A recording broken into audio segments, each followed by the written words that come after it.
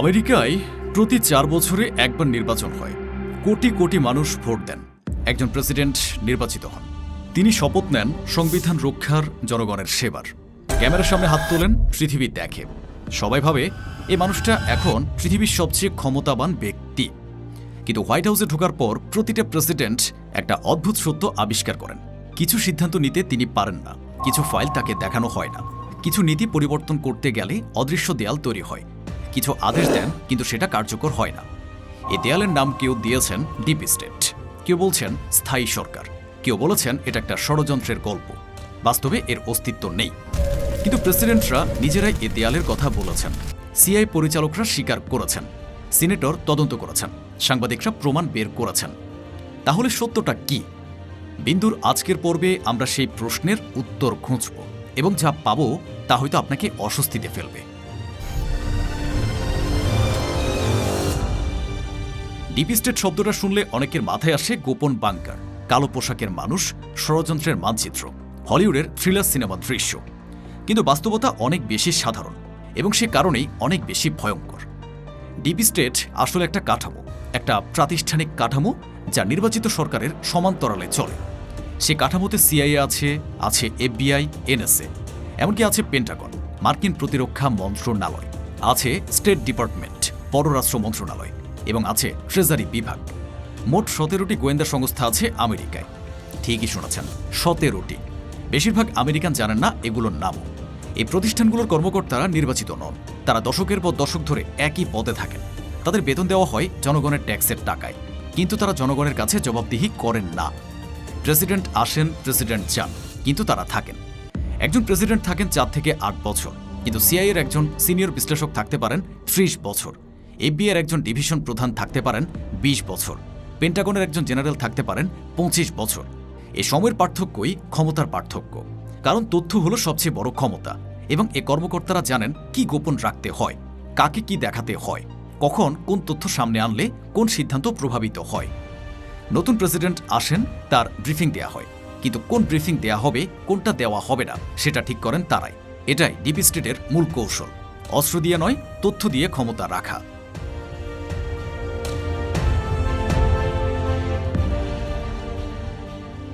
Deep স্টেটের সবচেয়ে নিখুঁত, সবচেয়ে ভয়ঙ্কর উদাহরণ হলেন একজন মানুষ, জন এডগার হভার। 1924 সালে এফবিআইয়ের পরিচালক হলেন, বয়স তখন 29। 1972 সালে যখন মারা গেলেন তখনও তিনি পরিচালক ছিলেন। 8টি প্রেসিডেন্সি, হার্ডিং থেকে নিক্সন, 8 জন প্রেসিডেন্ট এলেন গেলেন, হুভার থাকলেন প্রায় 5 দশক একটানা একই পদে। এ সময় হুভার কি করলেন? তিনি তথ্য সংগ্রহ করলেন, শুধু অপরাধীদের নয়, রাজনীতিবিদদের, সিনেটরদের, প্রেসিডেন্টদের, সাংবাদিকদের, লেখকদের, নাগরিক অধিকার নেতাদের। মার্টিন লুথার কিং জুনিয়রের ব্যক্তিগত জীবন নিয়ে এফবিআই বছরের পর বছর ফাইল তৈরি করল। তার ফোনে আড়ি পাতা হলো, তার হোটেল কক্ষে ট্র্যাকিং যন্ত্র লাগানো হলো। সেই ফাইল ব্যবহার করে হুভার কিংকে ব্ল্যাকমেল করার চেষ্টা করলেন। চিঠি পাঠানো হলো, যেখানে পরোক্ষভাবে আত্মহত্যার ইঙ্গিত দেওয়া হলো। কিং সে চিঠি পেয়েছিলেন, কিন্তু মাথায় নেননি। কংগ্রেস সদস্যদের ব্যক্তিগত দুর্বলতার ফাইল হুভারের কাছে থাকত। যখনই এফবিআইয়ের বাজেট কাটার কথা উঠত, সেই ফাইলের কথা সবাই মনে করত, ফলে আর বাজেট কাটা হতো না। প্রেসিডেন্ট কেনেডি জানতেন হুভার তার ব্যক্তিগত জীবন নিয়ে তথ্য রাখেন। তিনি হুভারকে সরাতে চেয়েছিলেন, কিন্তু পারেননি। কারণটা সহজ, হুভারকে সরালে হুভারের কাছের ফাইলগুলো কোথায় যাবে কেউ জানত না। আর ঠিক এই চিন্তাই সবার মেরুদণ্ড দিয়ে একটা হিম শীতল স্রোত বইয়ে দিত। প্রেসিডেন্ট লিন্ডন জনসন একবার বলেছিলেন, হুভারকে তাঁবুর বাইরে রাখার চেয়ে ভেতরে রাখা ভালো, কারণ বাইরে থাকলে তিনি ভেতরের দিকে প্রস্রাব করবেন। এই একটা বাক্যই বলে দেয় প্রেসিডেন্টরা হুভারকে কতটা ভয় পেতেন। হুভার মারা গেলেন, তার সহকারীরা সেই রাতের গোপন ফাইলগুলো নষ্ট করতে শুরু করলেন। কতটুকু নষ্ট হলো কেউ জানে না। 1961 সালে কিউবার উপকূলে ঘটে যাওয়া বে অব পিগস আক্রমণ ছিল মার্কিন যুক্তরাষ্ট্রের ইতিহাসের অন্যতম এক বড় সামরিক ও কূটনৈতিক বিপর্যয়।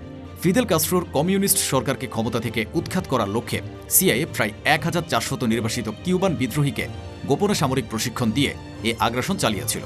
কিন্তু মার্কিন প্রশাসনের চরম গোয়েন্দা ভুল এবং কাস্ট্রো বাহিনীর তীব্র প্রতিরোধের মুখে পুরো অভিযানটি সম্পূর্ণ ব্যর্থতায় পর্যবসিত হয়। মাত্র 3 দিনের মাথায় প্রায় 1200 জন বিদ্রোহী কাস্ট্রোর বাহিনীর হাতে ধরা পড়েন। এ চরম ব্যর্থতা আন্তর্জাতিক অঙ্গনে আমেরিকার জন্য এক বিশাল লজ্জার কারণ হয়ে দাঁড়ায়। সদ্য ক্ষমতা গ্রহণ করা তরুণ মার্কিন প্রেসিডেন্ট জন এফ কেনেডি এই ঘটনায় অত্যন্ত ক্ষুব্ধ হন। তিনি প্রকাশ্যে অভিযোগ করেন যে সিআইএ তাকে সম্পূর্ণ মিথ্যা তথ্য দিয়েছে এবং এই পরিকল্পনার ভেতরের বড় বড় ফাঁকফোকর ও ব্যর্থতার কোনো সম্ভাবনার কথা তাকে আগে থেকেই জানানো হয়নি। যদিও অভিযোগের চূড়ান্ত অনুমোদন তিনি নিজে দিয়েছিলেন, কিন্তু পরে প্রশ্ন ওঠে আসলে কতটুকু জেনে তিনি এই অনুমোদন দিয়েছিলেন।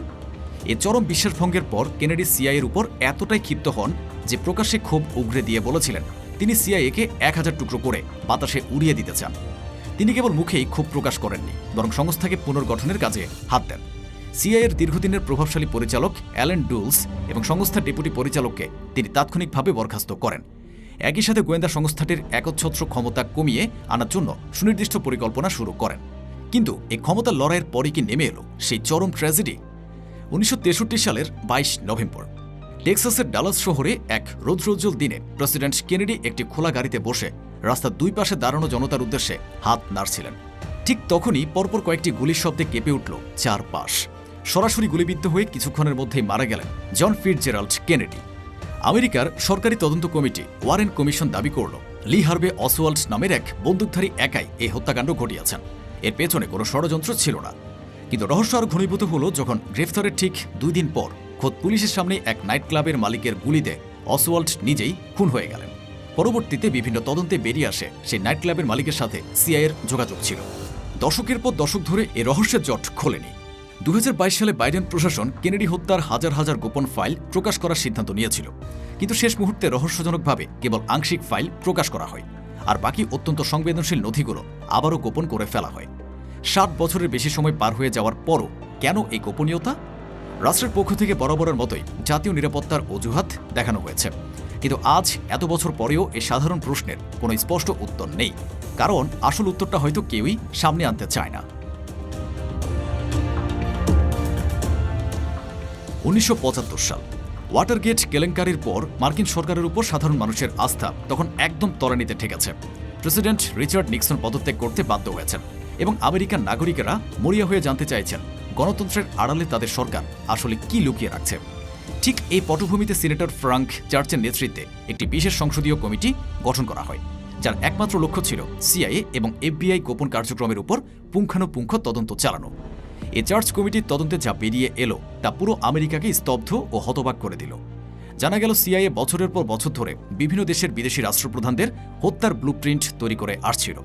কিউবার কমিউনিস্ট নেতা ফিদেল কাস্ট্রোকে হত্যার জন্য তারা কমপক্ষে 8টি ভিন্ন ভিন্ন পরিকল্পনা করেছিল, যার মধ্যে বিষ মেশানো সিগার থেকে শুরু করে সমুদ্রে বিস্ফোরক ছদ্মবেশী শেলফিশ মানে শামুক ঝিনুক পর্যন্ত অন্তর্ভুক্ত ছিল। যদিও এর একটিও সফল হয়নি। তবে কেবল কাস্ট্রো নন, কঙ্গোর প্রধানমন্ত্রী পেট্রিস লুমুম্বাকে হত্যার পেছনেও সিআইএ সক্রিয়ভাবে জড়িত ছিল। চিলির গণতান্ত্রিকভাবে নির্বাচিত আলেন্দে সরকারকে উৎখাত করতে সিআইএ গোপনে অর্থ ও পরামর্শ জুগিয়েছিল এবং 1953 সালে ইরানের মোসাদ্দেক সরকারকে হটানোর পেছনেও ছিল তাদের সরাসরি হাত। সবচেয়ে বড় কথা, এগুলো কোনো কাল্পনিক ষড়যন্ত্র তত্ত্ব বা কনস্পিরেসি থিওরি ছিল না, এগুলো ছিল খোদ আমেরিকার সরকারি নথিতে স্বীকৃত নির্মম বাস্তবতা। একই সময়ে উন্মোচিত হল এফবিআইয়ের কুখ্যাত কোয়েন্টেল প্রোর অন্ধকার দিক। এই প্রকল্পের অধীনে এফবিআই সম্পূর্ণ বেআইনিভাবে খোদ আমেরিকান নাগরিকদের উপরে ব্যাপক নজরদারি চালিয়েছিল। নাগরিক অধিকার আন্দোলনের নেতা Martin Luther king junior, Malcolm x, বিভিন্ন বামপন্থী সংগঠন এবং যুদ্ধবিরোধী শান্তি আন্দোলন কর্মীরা ছিলেন তাদের মূল নিশানা। তবে এফবিআই কেবল দূর থেকে নজরদারি করেই ক্ষান্ত হয়নি, তারা এই প্রগতিশীল সংগঠনগুলোর ভেতরে সুকৌশলে মিথ্যা তথ্য ছড়িয়ে দিত, নেতাদের মধ্যে পারস্পরিক সন্দেহ তৈরি করত এবং ভুয়ো চিঠি পাঠিয়ে ভেতরের ঐক্য ভেঙে দিত। তাদের একমাত্র উদ্দেশ্য ছিল যে কোনো জনপ্রিয় গণ আন্দোলনকে ভেতর থেকে চিরতরে ধ্বংস করে দেওয়া। তবে এই পুরো তদন্তের পর কমিটির প্রধান ফ্রাঙ্ক চার্চ নিজেই সবচেয়ে দূরদর্শী ও চমকপ্রদ সতর্কবার্তাটি উচ্চারণ করেছিলেন। তিনি স্পষ্ট ভাষায় বলেছিলেন, আমেরিকার তৈরি এই ভয়ঙ্কর নজরদারি প্রযুক্তি যদি কোনোদিন বাইরের শত্রুদের দিক থেকে ঘুরিয়ে খোদ দেশের ভেতরে নিজেদের নাগরিকদের দিকে তাক করা হয়, তবে আমেরিকান জনগণের ব্যক্তিগত গোপনীয়তা বলতে আর কিছু অবশিষ্ট থাকবে না। চার্চ যখন এই অমোঘ বাণীটি উচ্চারণ করেছিলেন সেটি ছিল 1975 সাল। তখনও ইন্টারনেটের জন্ম হয়নি কোনো স্মার্টফোন কিংবা ফেসবুক টুইটারের মতো সোশ্যাল মিডিয়ার। তারপর এলো 2013 সাল। অ্যাডভান্স লোডেন ছিলেন এনএসএর কন্ট্রাক্টর, বয়স 29। তিনি প্রতিদিন কাজ করতে যেতেন, দেখতেন পৃথিবীর কোটি কোটি মানুষের phone call, email, message track করা হচ্ছে। শুধু সন্দেহভাজন সন্ত্রাসীরা নয়, সবার প্রতিটি ফোন কল, প্রতিটি ইমেইল, প্রতিটি গুগল সার্চ। PRISM নামের একটি কর্মসূচিতে এনএসএ গুগল, ফেসবুক, অ্যাপল, মাইক্রোসফটের সার্ভার থেকে সরাসরি তথ্য নিচ্ছিল। আরেকটা কর্মসূচিতে প্রতিদিন কোটি কোটি ফোন কলের মেটা ডেটা সংগ্রহ করা হচ্ছিল এবং জার্মান চ্যান্সেলর অ্যাঙ্গেলা মের্কেলের ব্যক্তিগত মোবাইল ফোনেও আড়ি পাতা হচ্ছিল। স্নোডেন এ তথ্য নিয়ে সাংবাদিক গ্লেন গ্রিনওয়াল্ডের কাছে গেলেন। গার্ডিয়ান পত্রিকায় প্রকাশিত হল। পৃথিবী স্তব্ধ হয়ে গেল। প্রেসিডেন্ট ওবামা বললেন তিনি এই কর্মসূচির বিস্তারিত সম্পর্কে সম্পূর্ণভাবে অবহিত ছিলেন না। কিন্তু প্রশ্ন উঠল, যদি প্রেসিডেন্ট না জানেন তাহলে কে অনুমোদন দিয়েছে? উত্তর হল এনএসএ নিজেই, তার নিজস্ব বিচারে, তার নিজস্ব ব্যাখ্যায়। এটাই ডিপ স্টেটের সবচেয়ে বড় বৈশিষ্ট্য। একটা পর্যায়ে এই প্রতিষ্ঠানগুলো নিজেরাই সিদ্ধান্ত নেয়, প্রেসিডেন্টকে জানানো হয় না, কারণ জাতীয় নিরাপত্তার কারণে জানানো সম্ভব নয়। স্নোডেন এখন মস্কোয়, রাশিয়া তাকে আশ্রয় দিয়েছে। আমেরিকায় ফিরলে বিচার হবে গুপ্তচর বৃত্তির অভিযোগে। দশকের পর দশক থাকতে হবে কারাগারে, কারণ তিনি সত্য বলেছিলেন। 1986 সাল, রোনাল্ড রিগান তখন আমেরিকার প্রেসিডেন্ট। আমেরিকার কংগ্রেস নিকারাগুয়ার কন্ট্রা বিদ্রোহীদের আইন করে অর্থ দেওয়া নিষিদ্ধ করেছে, কিন্তু হোয়াইট হাউসের ন্যাশনাল সিকিউরিটি কাউন্সিলের কর্মকর্তারা সে আইন মানলেন না। তারা কি করলেন? ইরানের কাছে গোপনে অস্ত্র বিক্রি করলেন, সে টাকা দিয়ে কন্ট্রাদের অর্থায়ন করলেন। ইরান, যে দেশের সাথে আমেরিকার কোনো কূটনৈতিক সম্পর্ক নেই, যে দেশকে আমেরিকা সন্ত্রাসী রাষ্ট্র বলে, সে ইরানের সাথেই হলো গোপনে অস্ত্র চুক্তি। কংগ্রেস জানত না, জনগণও জানত না। প্রেসিডেন্ট রিগান বললেন তিনিও জানতেন না, কিন্তু তার কর্মকর্তারা জানতেন এবং তারাই এই চুক্তি করেছিলেন। তদন্তে বের হলো ন্যাশনাল সিকিউরিটি কাউন্সিলের কর্নেল অলিভার নর্থ পুরো অপারেশন পরিচালনা করেছেন, প্রেসিডেন্টের সিল করা চেম্বারের বাইরে। প্রেসিডেন্টের অজ্ঞতে, অন্তত রিগান সেটাই দাবি করেছেন। এটা গণতন্ত্রের ইতিহাসের সবচেয়ে বড় প্রশ্নগুলোর একটা। যদি প্রেসিডেন্ট নিজেই না জানেন তাহলে কে চালাচ্ছে দেশ? 2016 সাল, ডোনাল্ড ট্রাম্প নির্বাচিত হলেন। তিনি ছিলেন ওয়াশিংটনের সম্পূর্ণ বাইরের মানুষ। কোনো সামরিক অভিজ্ঞতা নেই, কোনো রাজনৈতিক অভিজ্ঞতা নেই, গোয়েন্দা সংস্থাগুলোর সাথে কোনো পুরনো সম্পর্ক নেই, এবং তিনি এই প্রতিষ্ঠানগুলোকে চ্যালেঞ্জ করলেন। এফবিআই পরিচালক জেমস কমিকে হঠাৎ বরখাস্ত করলেন, সিআইএ প্রধান পরিবর্তন করলেন, রাশিয়ার সাথে সম্পর্ক স্বাভাবিক করতে চাইলেন, যা ওয়াশিংটনের প্রতিষ্ঠানগুলো চায়নি। তারপর এফবিআই তদন্ত শুরু করল রাশিয়ার সাথে ট্রাম্পের দলের যোগাযোগ ছিল কিনা। রাশিয়া গেট তদন্ত চলল 2 বছর। ট্রাম্পের পুরো প্রথম মেয়াদ জুড়ে এই তদন্ত তাকে অস্থির করে রাখল। প্রতিটি পদক্ষেপে সন্দেহ, প্রতিটি সিদ্ধান্তে প্রশ্ন। বিশেষ কাউন্সিল রবার্ট মুলারের রিপোর্ট বলল ষড়যন্ত্রের সরাসরি প্রমাণ নেই, কিন্তু মাঝে ট্রাম্প সরকারের 2 বছর কেটে গেছে। এ সময় গোয়েন্দা সংস্থাগুলোর বেশ কিছু কর্মকর্তা প্রেসিডেন্টের আদেশ উপেক্ষা করেছেন বলে রিপোর্ট বের হয়। কেউ কেউ প্রকাশ্যে বলেছেন তারা প্রেসিডেন্টের কিছু আদেশ কার্যকর করেননি। ট্রাম্পের প্রতিরক্ষা সচিব জেমস ম্যাটিস পদত্যাগ করলেন, চিফ অব স্টাফ জন কেলি পদত্যাগ করলেন, ন্যাশনাল সিকিউরিটি অ্যাডভাইজার বদল হল 3 জন। ট্রাম্প প্রকাশ্যে বললেন ডিপ স্টেট তাকে ক্ষমতাচ্যুত করতে চাইছে, কিন্তু তিনি কতটুকু সঠিক ছিলেন সেটা নির্ভর করে আপনি কার দৃষ্টিকোণ থেকে দেখছেন। এখানে একটা প্যাটার্ন স্পষ্ট। যে প্রেসিডেন্ট এই প্রতিষ্ঠানগুলোকে চ্যালেঞ্জ করেন তাকে ঘিরে তদন্ত শুরু হয়, তথ্য লিক হয়, তার কার্যক্রম বাধাগ্রস্ত হয়। এটা কি কাকতালীয়? 1961 সালের 17 জানুয়ারি প্রেসিডেন্ট ডোয়াইট আইজেনহাওয়ার বিদায়ী ভাষণ দিচ্ছেন। তিনি ছিলেন দ্বিতীয় বিশ্বযুদ্ধের সর্বোচ্চ মিত্রবাহিনীর কমান্ডার, একজন 5 তারকা জেনারেল, 2 মেয়াদের প্রেসিডেন্ট। এ মানুষ বিদায়ী ভাষণে বললেন আমেরিকার সবচেয়ে বড় হুমকি বাইরে থেকে আসছে না। তিনি সতর্ক করলেন মিলিটারি ইন্ডাস্ট্রিয়াল কমপ্লেক্স নিয়ে, অর্থাৎ সামরিক বাহিনী এবং অস্ত্র উৎপাদনকারী কোম্পানিগুলোর মিলিত স্বার্থ। এই দুটো শক্তি মিলে এক অপ্রতিরোধ্য লবি তৈরি করেছে। তারা চায় যুদ্ধ চলুক, কারণ যুদ্ধ মানে অস্ত্রের চাহিদা, অস্ত্রের চাহিদা মানে মুনাফা। আফগানিস্তানে 20 বছর যুদ্ধে আমেরিকা খরচ করেছে $2 ট্রিলিয়ন বেশি। এ টাকার বড় অংশ গেছে Lockheed Martin, Raytheon, Boeing, General ডাইনামিক্সের মতো কোম্পানিতে। এই কোম্পানিগুলো প্রতি বছর কংগ্রেসে কোটি কোটি ডলার লবিতে খরচ করে। কংগ্রেস সদস্যদের নির্বাচনী প্রচারণায় অনুদান দেয়। ফলাফল, কংগ্রেস প্রতি বছর পেন্টাগনের বাজেট বাড়ায়। প্রেসিডেন্ট যদি কমাতে চান কংগ্রেস বাধা দেয়। এটা কি দুর্নীতি? আইনগতভাবে না, কিন্তু কার্যত এটা একটা সিস্টেম যেখানে যুদ্ধ থামানোর চেয়ে চালিয়ে যাওয়াই বেশি আর্থিক স্বার্থ আছে। আইজেনহাওয়ার 1961 সালে একথা বলেছিলেন। তারপর ইরাক যুদ্ধ হলো, আফগানিস্তান যুদ্ধ হলো, লিবিয়া ও সিরিয়ায়ও হলো। প্রতিটি যুদ্ধে একই কোম্পানিগুলোর লাভ হয়েছে। গণতন্ত্রের সবচেয়ে পুরনো প্রশ্ন, ডিপ স্টেট কি সত্যি আছে? উত্তর হলো নির্ভর করে আপনি কি বোঝাচ্ছেন। গোপন কক্ষে বসে পৃথিবীর শাসনকারী একটা সংগঠিত দল? সম্ভবত না, কিন্তু স্থায়ী সরকারি প্রতিষ্ঠানগুলো কি নির্বাচিত সরকারের সিদ্ধান্তকে প্রভাবিত করে? উত্তরটা হ্যাঁ। বাধা দেয়? ইতিহাসের প্রমাণ বলছে হ্যাঁ। কখনো কখনো উপেক্ষা করে? সিআইএর গোপন অপারেশন, এনএসএর নজরদারি, এফবিআইয়ের কয়েন্টিল প্রো, এগুলো বলছে হ্যাঁ। সমস্যাটা হলো এই প্রতিষ্ঠানগুলো সম্পূর্ণ মন্দ নয়।